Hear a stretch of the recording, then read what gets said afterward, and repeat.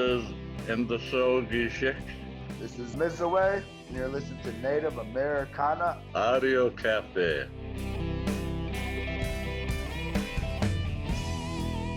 Yeah, this is, I asked my friends yesterday, I said, do you know what this is? You know, they didn't know really. This is a cassette player, and I said, no, it's a radio station that, like, if you pick up a seashell and put it to your ear, they say you'll hear the ocean.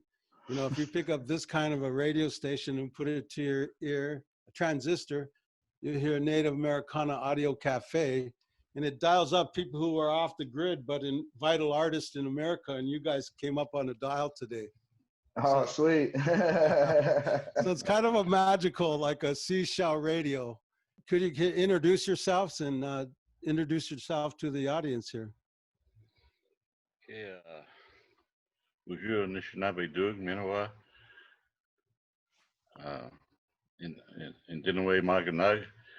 In the Soga Shik, Indigo, Jibway Mang, Makwa, Indu Dame, Mr. Gamiwe, Saga Ganin.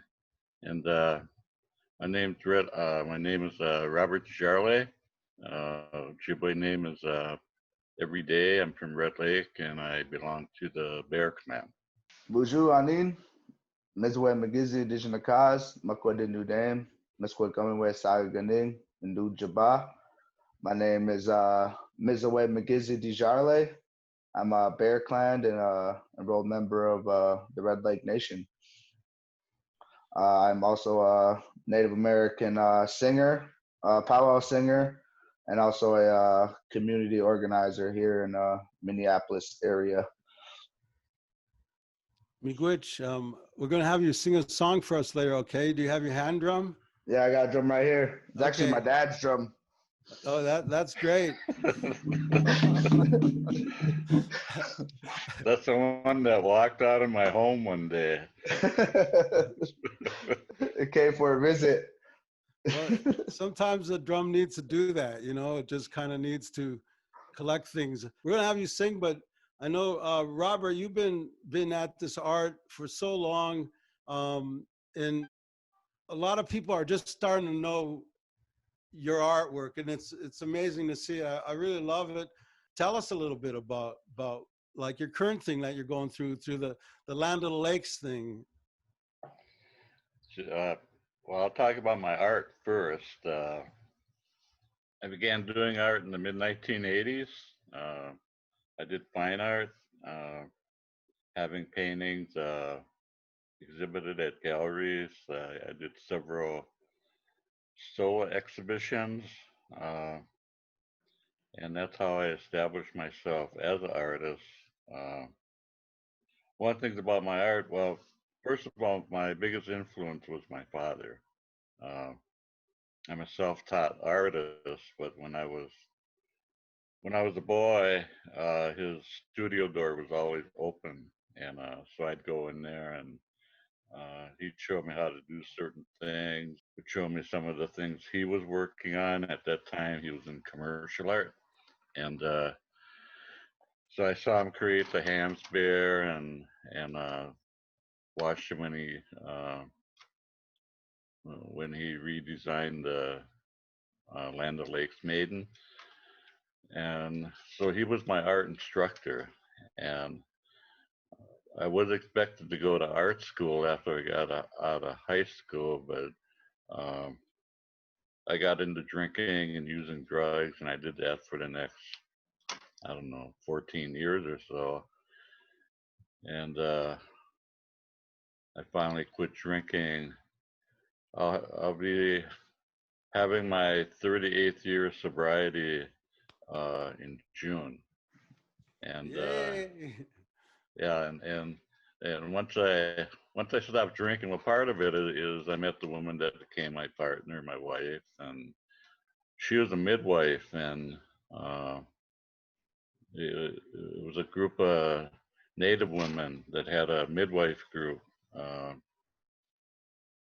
Women's Dance Health Project, and every year they put out a calendar, and they didn't have a calendar for this one year. I think it was 1984, and so she asked me if I'd do the illustrations, and I said, well, I haven't drawn for years. I don't even know if I could draw a straight line.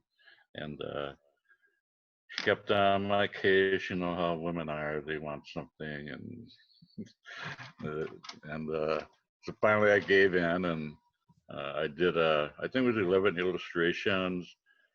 They were distributed around the Twin Cities. They made their way into 2 art galleries. That's how my career as an artist started, and then I had a pretty good career, pretty good run from the 1980s into the early 1990s, and my artwork was always about Ojibwe culture. Uh, my dad, he was always painting things that he grew up with. So he was painting scenes of wild rice camps, maple sugar camps, fishing camps, and and I remember when I was young, he would take me with him to those camps because he'd sit around with the men, you have a beer or whatever, and so he kind of introduced me to these activities. But he was always focused on the present, and the things that he had observed, and so he was documenting and educating about Ojibwe culture, about the lifestyle of Ojibwe people. When I began my art, uh, I went in a little bit of a different direction. I started depicting Ojibwe people in the pre-colonial period, early reservation period, um, and one of my main focuses was women. Uh, there wasn't a lot of artists that were uh, depicting women in their art. So, and a lot of what we had back then were stereotypes. So, I focused on women to uh, kind of overcome the stereotypes that were out there. And so I showed women in various roles that they had in traditional society. And then in the 1990s, I got involved in community art. I did murals throughout Minnesota. No, I got cancer. I got cancer in 2013. Had an operation to remove part of my colon, and so everything was going good. It was a stage 1 cancer. You get cancer, that's the best place to be at. In 2013, they found a tumor on my liver, uh, so the cancer had come back. And with stage 1, I didn't need chemo. But with the second operation, I had to go through 16 rounds of chemotherapy. Uh, they had to do open surgery. But that was a real rough period going through all that chemo, and a lot of side effects. I had long hair and I lost all my hair. I lost all my body hair, facial hair. I lost my goatee and all that. And, it left uh, side effects to this day. One thing about cancer is that it showed me how important life is, in that um, I was given a second chance. So last year I did an art show. I put together, I think it was 17 pieces, and that was art show was called Reemergence, and we had that at Two Rivers Gallery at the Minneapolis American Indian Center, and I called it Reemergence because I was coming back to my art, and cancer had a very big role in bringing me back to being an artist, and so that led to a art show that was scheduled up in Duluth. I was doing a second art show, a solo exhibition at Show Galleries, and that was scheduled to run from June until August. But then the virus thing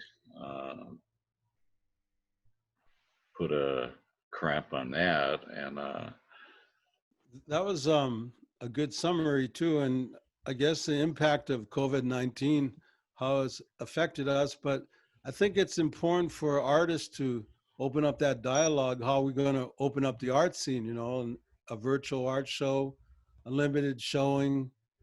It's almost the same thing about musicians too. You know, how we're going to open up music venues and shows and things. And so, Miziway, what's your take on all this? Yeah. Well, yeah, I think with the COVID coming in, I think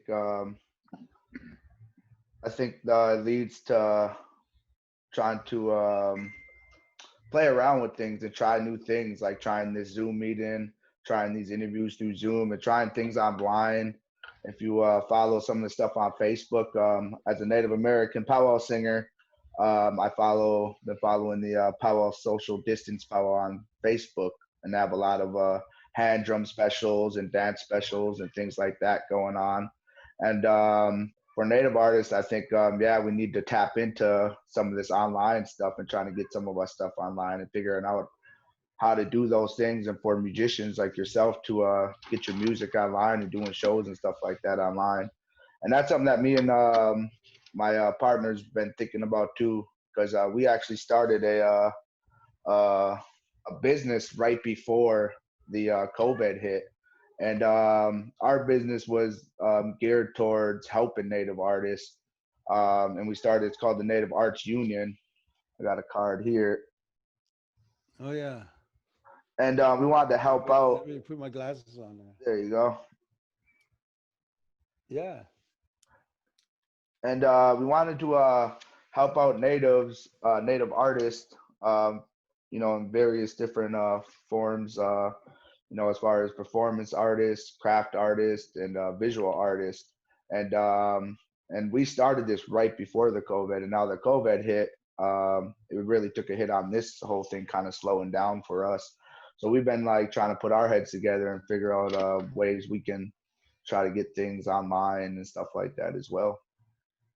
We need that kind of stuff. I think that we call it the music business, you know, and so many musicians just want to play music and don't really want to take care of the business. We know what you're doing with your musicians union, Robert, how you kind of reenacted your career. We've always kind of done that, you know, reacted in the environment we're in and given the skills and the things we have. And so those things are really needed, you know, and I think that you can start that dialogue again, Miziway, and I think, you know, that you could help a lot of artists, you know, it'd be a good agency. Mm-hmm. Robert, I know you've been writing a lot of things and you've been recently involved at maybe a review for the Washington Post or something like that. you know, that's something that really, I can't believe all the attention that's gotten. I mean, that's gotten like worldwide attention. And the original story that came out on April 15th, and that was in the Minnesota Reformer. And I picked up on that on Facebook. A representative from North Dakota, Ruth Buffalo, who had made some comments, kind of saying the image was tied into sexual violence against women. And I can't remember her full statement here, but it was kind of an odd statement because she's basically blaming a stereotype for being responsible for violence against Native women. The reporter who wrote that article, he must have been watching me on Facebook. He sent me a text on Messenger and wanted to interview me. So we did an interview that afternoon. I told him that I had mixed feelings about stereotype. I mean, I understood why Land O'Lakes dropped it, but I was also disappointed because I didn't really see it as a harmful stereotype. I didn't feel it was a demeaning stereotype, and my dad did the redesign of her back in 1954. So he updated his story. Before that happened, the wire service picked up on his first story. So that's a story that ran on the 16th. But then that day, I did an interview with NPR. I did one with New York Times, and I can't remember the other one. Uh, so so so after that, the dialogue changed. The stories that were coming out nationally had my quote in it. You know, uh, he was the son of the artist that was uh, having a different viewpoint, uh, and also one who's familiar with stereotypes. I mean, that's what my art's always been about. Uh, I didn't see it tied into the mascot issue. I mean, I've been part of mascot protests going all the way back to 1991 when we protested against the Atlanta Braves and the tomahawk chop. Then the next year, we were at the Super Bowl protesting against Washington, uh, not only against the team name but also the fan behavior. Uh, so I never saw Mia as being really a part of that. Uh, uh, and I think she's a victim of what I call cultural correctness, which is sort of like political correctness, but only this is cultural, and it's coming from people uh, from other Native people, like Ruth Buffalo, Peggy Flanagan, president of the National Congress of American Indians. They made all these comments. Glad to see that it's gone, and uh, I understand where they're coming from, but there's also another point of view, and so I began to put things up on Facebook, and what I found, there was a large majority of Native women who didn't agree with Land O'Lakes dropping the image. A lot of them had grown up with it. Uh, when they went into stores and saw her on the butter box, it reminded them of who they were. It was kind of a validation of their existence, and that was interesting, and so there, these 2 points of view, and then an editor from the Washington Post got a hold of me, and he asked me if I'd write a op-ed, and it kind of surprised me because Washington Post is a big paper, man, and here's his editor asking me if I'd write an op-ed. So I did write an op-ed, and that should be in the Washington Post maybe tomorrow or Friday. And I expressed my opinion over the issue, and I'm sure I'm going to get a lot of different responses to that. But it's been an interesting issue. I do think Washington needs to get rid of its name. I think the fan behavior is upsetting to a lot of Native people. I mean, Atlanta Braves still have their tomahawk chop, and they give out those tomahawks at their baseball games. And I think things like that, they really need to change all that. So, anyways, that's kind of this thing I'm involved. Got caught up in. I wasn't expecting to get caught up in it like this, Well, because I'm the son of the artist. That's where the interest comes in wanting my perspective of it. I think your perspective, your insight, because it is a very complex subject, and that's what I appreciate in letting the Native artists define things rather than us to try to define things, and so I appreciate your insight into that, and I know like people read the article and things like that, and it really appreciate the complexities of the just that whole issue that affects Native artists. And I know Miziway, you sing on drums, and do you ever your songwriting, I know it's kind of unique. We talked about it a little bit, Mhm. how you incorporate everything around you. And I think that was unique. Yeah. So when it comes to power music and songwriting, you know, you want to come up and talk about things that you're kind of that are around you, and turn those things into beautiful sounds, into beautiful music, and into beautiful emotions and things like that, and kind of capture those things.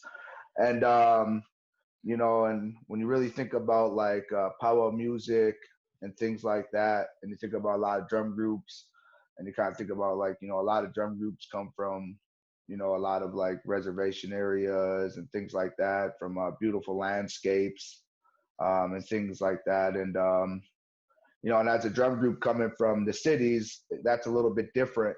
Um, so a lot of times in my songs, I like to talk about, try to find words and use things, and talk about things in the cities. You know, talking about loading up a car and driving around, or talking about that feeling about coming back home when you're driving down 35W, and you start seeing the city lights kind of coming up, and then you see the skyline there, and they're kind of like, all right, I'm home. And you know, and so you got to use that. So I kind of use that in a lot of my songs, to try to incorporate the cities and incorporate the things here when I do write songs. So, and yeah, that's what I like to do. Can you give us a sample? Um, yeah, I can give you a sample of some songs. Um, this isn't a song that I wrote, but it is a song that I've had in my head for a while. Um, I do a virtual drum and dance on the if you go to Culture Language Arts Network on Facebook, you can click on that, and I have 2 episodes up on there so far, and those are I work for Culture Language Arts Network as the program assistant, and since the COVID, the Indian Center has closed its doors to public, and so now we're interacting with participants through our Facebook page. And this was a song I wanted to sing on there.